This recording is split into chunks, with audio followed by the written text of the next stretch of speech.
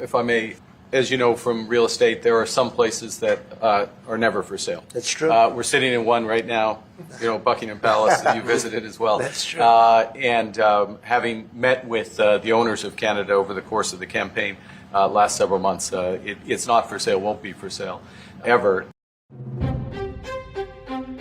Canada is not for sale. That's what Prime Minister Mark Carney told Donald Trump to his face in Washington this week. He made headlines with a bold statement, sure. But beyond the viral moments, this historic meeting with the US President, Mark Carney's first since being elected Prime Minister, was a high-wire diplomatic act with real consequences for Canada's economy, trade, sovereignty, and the Liberals' core political mandate that arguably helped them win. So, what really happened in that room, and where does it lead next? I'm Saba Eitizaz, and this matters. The Star's Ottawa Bureau Chief Tonda MacCharles was there, and she's here now to give us insight into the strategy and the stakes. Hi, Tonda. Hi, Saba. So let's talk a little bit BDS, behind the scenes first. Talk about some observations or anything that kind of stood out to you that didn't make it into your article that you want to share. Look, the scene in the Oval Office was quite amazing. I mean, there are 42 press that are brought in, mostly American pooled people and much of our delegation, in fact. Secret Service, and then there was an array of cabinet ministers on both sides, the US and Canadian side, with senior staff standing behind. And the little things in the room that, there's a tension there because the Secret Service is very controlling of the access and how close people can get. Mm-hmm. So are the White House wranglers. But the ministers on both sides, I was looking to see who's sitting back and comfortable here and who's on the edge of their seat. All the Canadians were kind of up at the edge of their seat. One of the Canadian officials was nodding as Trump's speaking about the things they might have in common. And on the other side, the Americans, I was watching J.D. Vance was the one who was most relaxed, sitting back with his legs crossed, but Lutnick up front looking at, and Marco Rubio, kind of everybody's moved forward and in this sort of alert, vigilant posture. And then the scene unfolds. And I mean, Mark Carney's face was just full of all these expressions and slight, but he clearly was kind of holding back, and at a certain point then he would try to interject. It's funny, there was a feeling of somewhat attention and alertness in the room, and yet outside and after it was all over, all sides kind of, it seemed to me, exhaled and thought, well, that went pretty well. There was no major clash. There was some tensions. There was a back and forth. But Mr. Carney really only spoke about 3 times from what I could tell, from what I remember. And it was pretty much the Donald Trump show, as it always is, and as it must be. That's what I was going to ask you about. In fact, Prime Minister Carney said during the press somewhere, I am on the edge of my seat. Mark, would you like to say a few words? Thank you, Mr. President. I'm on the edge of my seat, actually. What were some of the key points that he was trying to land? Do you think he managed to do that? Did he manage to get a word in edgewise beyond the viral moments? I mean, he made his, I suppose, 3 interventions count for getting across the message that Canada is not for sale and stating at least twice that Canada's not ever going to be a 51st state.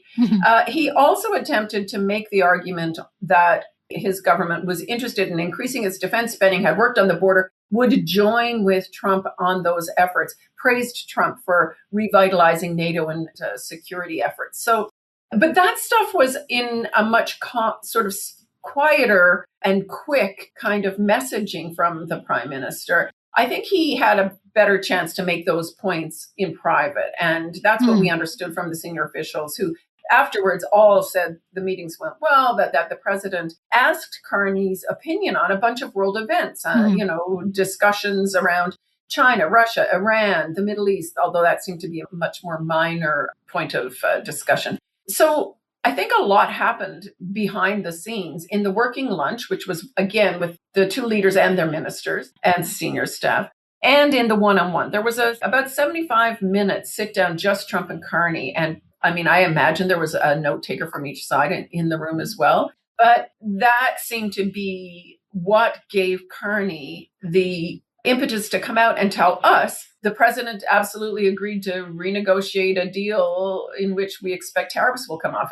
But when I pressed him about where actually did he say that, because we heard a whole bunch of contradictory things in the Oval Office on this, it wasn't clear to me. I think that he emerged from the meetings feeling more confident that there is a path ahead. We'll be right back.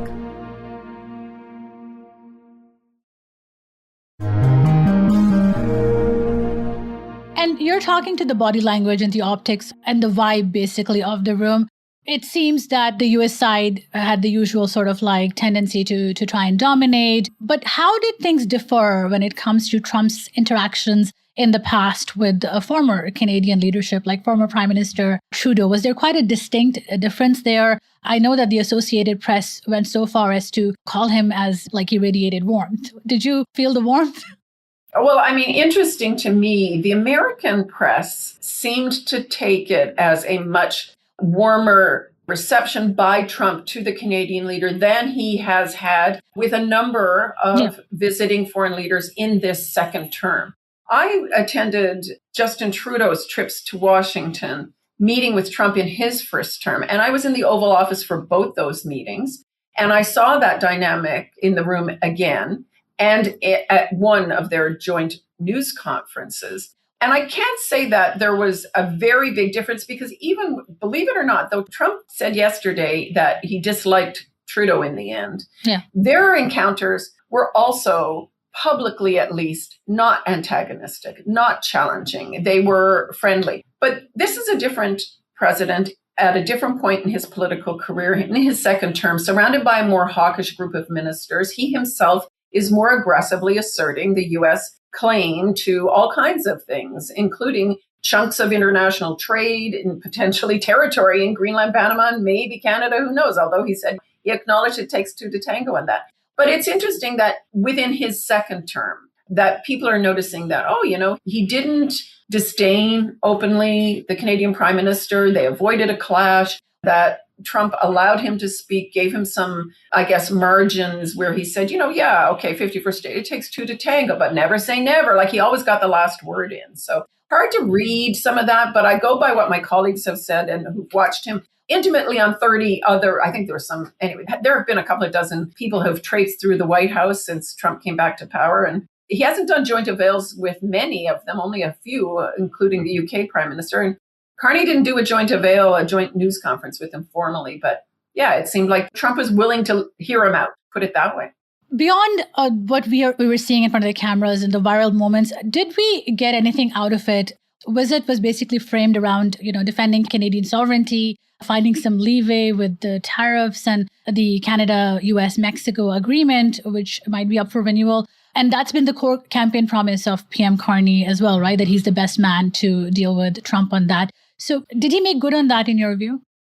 Well, it remains to be seen. Mr. Carney told us yesterday at the closing news conference that there will be steps now in the days and weeks ahead, that Mr. Trump is coming to the G7 Leaders Summit in Kananaskis, Alberta in June, and that in the meantime, their officials will begin the process of talking about how do we move on from this. Mm-hmm. Look, he says that he wasn't expecting that tariffs would have been lifted yesterday. And I think most of the stakeholders I talked to before the meeting also didn't expect that. But there's a difference. Some of them come away feeling like Trump's not going to move. He said he wasn't going to move. He wasn't looking for concessions. When I asked the officials, did he ask something specifically of Canada in order for that to happen? No, he did not, they told me. So what are the steps ahead? What does the days ahead look like? Is there a renegotiation about to start? We don't know. The Business Council of Canada, the head of that organization, Goldie Hyder, has urged Mr. Carney to bring Claudia Sheinbaum, the Mexican president, to the G7 summit on the sidelines and reopen negotiations on a legal document on a legal free trade deal that Trump signed in the first place in 2018 and now wants to possibly either terminate. If you heard him yesterday say it could be terminated, it could be renegotiated, it could be renewed. I'm not sure it's necessary. Yeah. Maybe he's looking for bilateral deals only. Maybe he wants to cut a deal separately with Canada and Mexico. We just don't know. A lot of those questions are the ones we have to pursue. We'll be right back.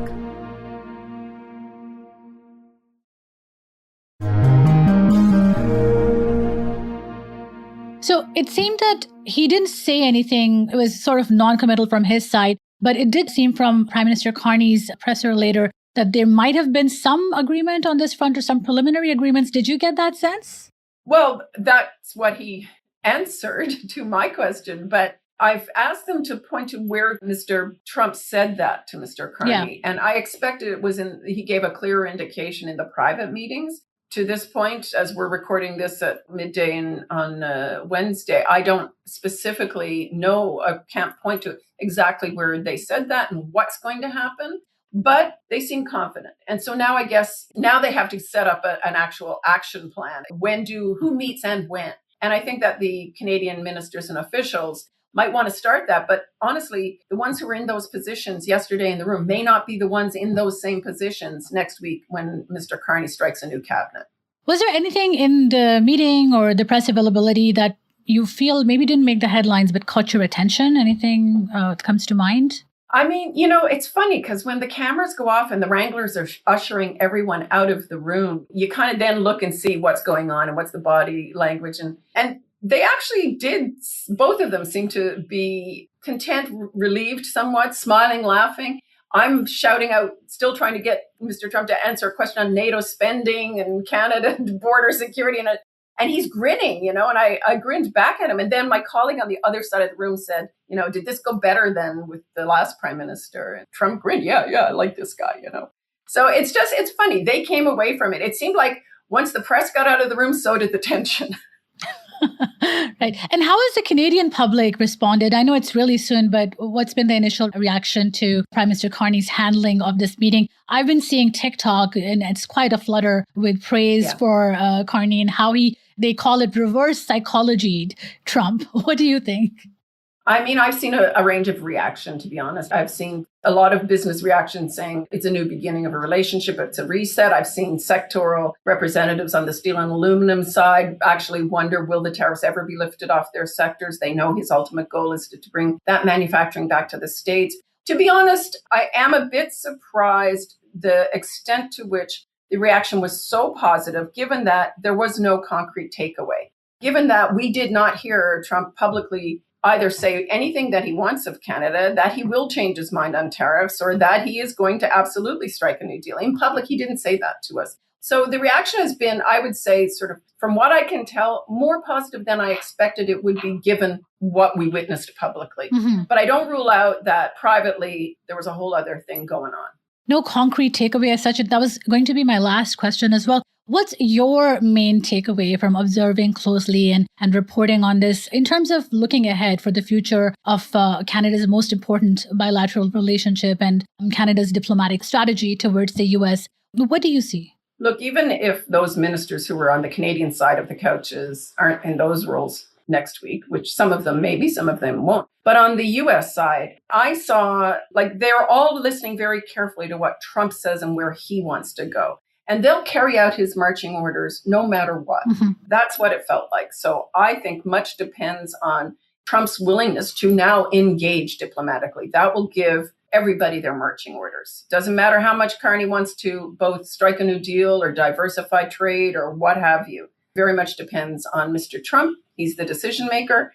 And he certainly didn't back off his 51st state talk. So whether that antagonizes things in the days ahead and the months ahead, we'll see. Well, thank you so much, Tonda, for your time. I know you've been very busy. We'll keep looking to your reporting on this. Thanks, Saba.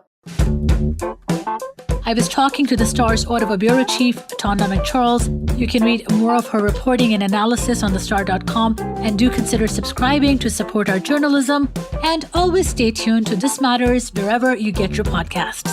I'm Saba Eitizaz. Let's talk again soon.